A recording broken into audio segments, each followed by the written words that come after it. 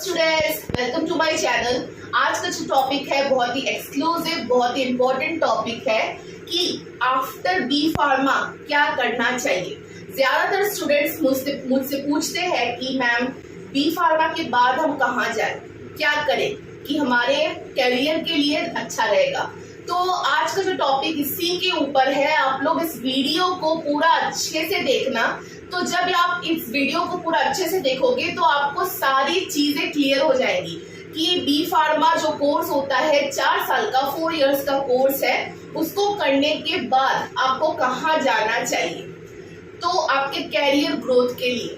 तो B pharma जो 4 years का कोर्स होता है, उसके बाद अगर आप हायर स्टडीज करना चाहते हैं बी फार्मा के बाद, अगर यस कि हाँ आप हायर स्टडीज करना चाहते हैं तो उसके लिए नेशनल लेवल के एग्जाम से, जैसा कि जो फर्स्ट एग्जाम है वो है GPAT, graduate pharmacy aptitude test, जो आप आफ्टर बी फार्मेसी आप नेशनल लेवल का एग्जाम वो आप दे सकते हो। तो जीपैट बहुत ही इंपॉर्टेंट होता है अगर आप हायर स्टडीज करना चाहते हैं। अगर आपको कोई मतलब ऐसा अच्छा कॉलेज चाहिए जिसमें अच्छे से 100% प्लेसमेंट हो तो आप जीपैट जरूर ट्राई कीजिए। सो जीपैट में आपको स्कॉलरशिप भी मिलती है। सो जीपैट क्वालिफाई करने के बाद आप कर सकते हो नाइपर एग्जाम। सो नाइपर होता है national institute of pharmaceutical education and research. So ये बहुत ही अच्छा रहता है अगर आप क्वालिफाई करते हो नाइपर। नाइपर से बेस्ट और कुछ भी नहीं है। नाइपर अगर आप क्वालिफाई करते हो तो सबसे बेस्ट है। तो नाइपर क्वालिफाई करने के बाद आपको नाइपर इंस्टीट्यूट्स मिलेंगे। इंडिया में 4 to 5 नाइपर के इंस्टीट्यूट्स हैं। सो अगर आप नाइपर क्वालिफाई करते हो तो आपको ऐसा कॉलेज मिलेगा एम फार्मेसी करने के लिए, हायर स्टडीज करने के लिए, जो आपको 100% प्लेसमेंट देता है। सो ये है बारी हायर स्टडीज आप करते हो तो उसके लिए है सबसे पहला एग्जाम जीपैट बी फार्मा के बाद, उसके बाद नाइपर, उसके बाद आप ऐसे कॉलेज चूज करोगे जो आपको प्लेसमेंट देता है। अगर आपको बी फार्मा 4 साल के कोर्स के बाद आपको अगर हायर स्टडीज नहीं करनी है, हायर स्टडीज में कौन कौन सी स्टडीज आती है? M pharma, pharma MBA, pharm D and PhD, ये सारी आती है बी फार्मा के बाद वाली कोर्सेस। एम फार्मा 2 साल का होता है, फार्मा एमबीए भी 2 साल का होता है, फार्म डी जो होता है वो 4 to 5 इयर्स का होता है और पीएचडी वैसे ही 3 to 6 इयर्स का होता है। तो ये सारे डिफरेंट कोर्सेस होते हैं। अगर आप इन सारे कोर्सेस करते हो तो आप एकेडमिक लाइन में या रिसर्च लाइन में एज अ साइंटिस्ट जा सकते हो। सो अगर आपको बी फार्मा 4 साल का कोर्स के बाद अगर आपको हायर स्टडीज, ये सारी स्टडीज नहीं करनी है, आपको डायरेक्टली जॉब करना है, तो इसमें सबसे पहले नो, हायर स्टडीज आपको नहीं करनी। तो उसके लिए क्या क्या ऑप्शंस है आपके पास? तो सबसे पहला ऑप्शन है इंडस्ट्री। सो मतलब पूरे इंडिया में फार्मास्यूटिकल जो इंडस्ट्री है वो बहुत सारी है। जो उसके अंदर आता है डिफरेंट मार्केटिंग सेक्टर, उसके अंदर आता है QA QC sector. QA QC होता है quality assurance and quality control. इसमें सारा इंस्ट्रूमेंट हैंडलिंग का काम होता है। फिर उसके अंदर आता है, इंडस्ट्री के अंदर आता है फार्माको विजिलेंस, एक अलग सेक्टर पूरा आता है। आप लोग देख सकते हो यहाँ पे लिखा है फार्माको विजिलेंस।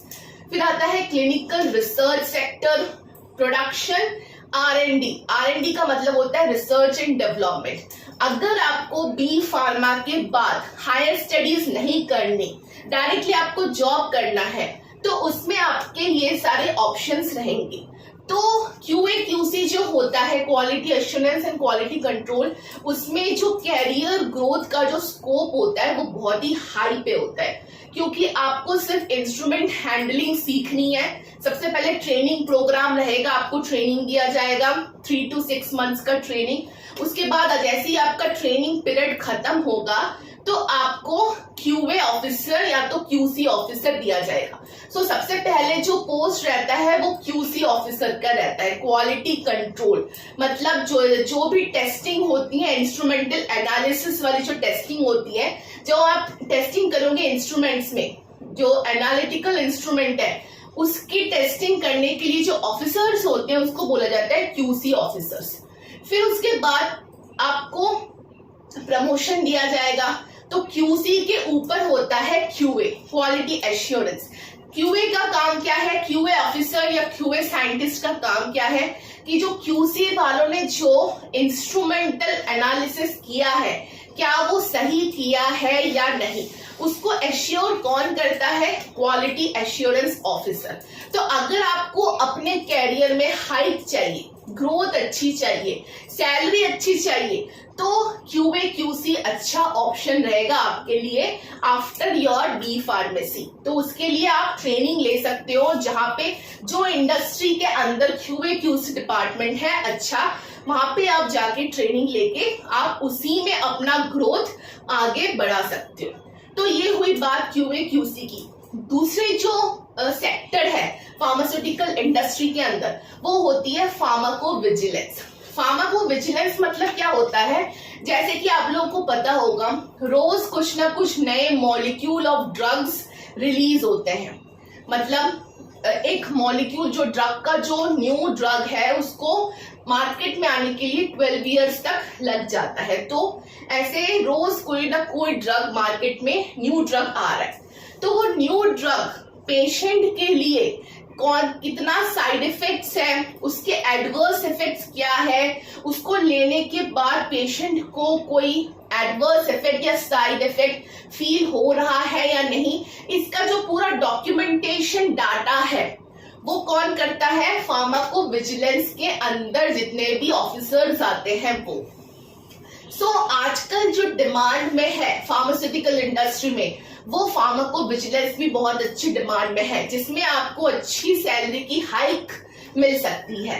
उसके बाद एक और सेक्टर आता है फार्मास्यूटिकल इंडस्ट्री में, जो आता है क्लिनिकल रिसर्च। क्लिनिकल रिसर्च आता है फार्माकोलॉजी ब्रांच के अंदर। सो फार्माकोलॉजी मतलब एनिमल टेस्टिंग, एनिमल हमारी ह्यूमन बॉडी में जितने भी ऑर्गन्स है एनिमल में, फिर ड्रग का मैकेनिज्म ऑफ एक्शन क्या रहता है बॉडी के अंदर, तो ये सारा आता है फार्माकोलॉजी। आप लोगों का सब्जेक्ट रहेगा बी फार्मा में, उसमें आता है। तो क्लिनिकल रिसर्च में क्या होता है, क्लिनिकल रिसर्च को हम डिवाइड करते हैं दो टाइप्स में, pre clinical studies and clinical studies. So pre clinical studies क्या होती है, जब कोई न्यू मॉलिक्यूल आता है मार्केट में तो उसकी सबसे पहले स्टडी होती है एनिमल्स पर, जैसे कि rabbits, rats, guinea pigs, dog, monkey, इन सब एनिमल्स पे उन मेडिसिन की, उन दवाई की टेस्टिंग होती है। तो ये आता है प्री क्लिनिकल रिसर्च के अंदर। जैसे ही एनिमल ने अच्छे से रिस्पॉन्स दे दिया तो उसके बाद उस दवाई की, उस मेडिसिन की टेस्टिंग होती है क्लिनिकल स्टडी, मतलब ह्यूमंस पे। So clinical research is divided into two types. सबसे पहला प्री क्लिनिकल स्टडीज जो कि होता है एनिमल्स के ऊपर, दूसरा होता है क्लिनिकल स्टडी जो कि होता है ह्यूमंस के ऊपर। सो ये आता है क्लिनिकल रिसर्च के अंदर। सो क्लिनिकल रिसर्च बहुत ही अच्छा कैरियर हाइक वाला सेक्टर है, जिसमें आपकी सैलरी बहुत अच्छी रहती है, आपको प्रमोशन भी बहुत अच्छे से होता है।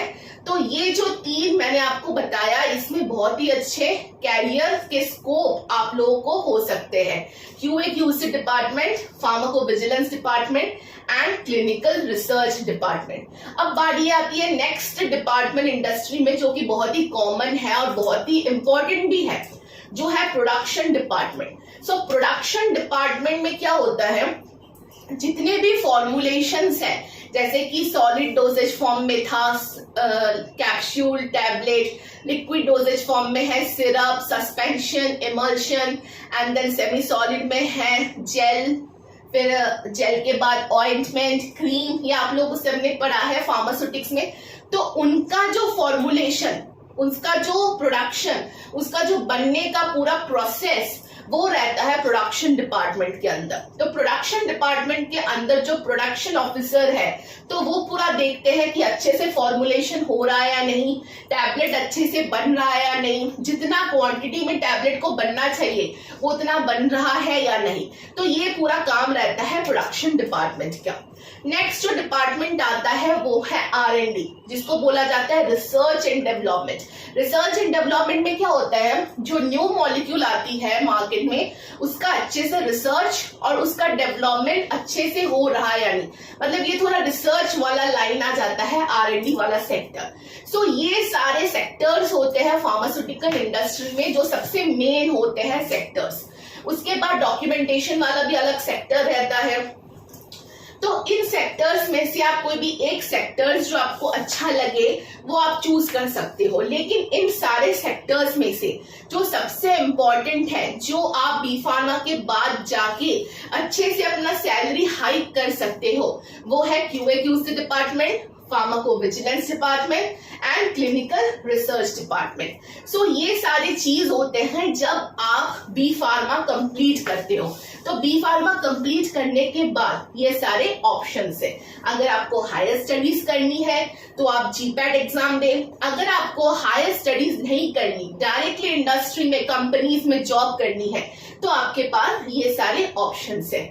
अगर आपको इन सब में से कुछ भी सुइटेबल नहीं लग रहा है तो आप side by side certificate courses भी कर सकते हैं।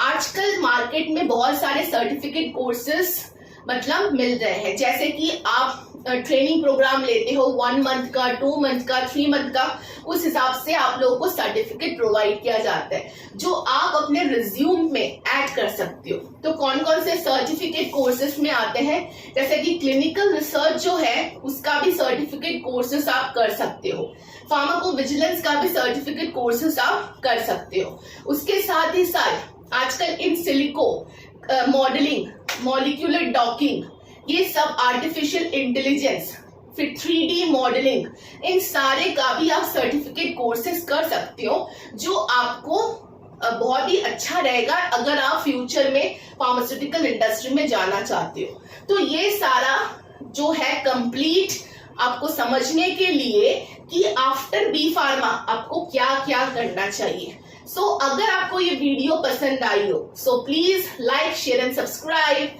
Thank you for watching.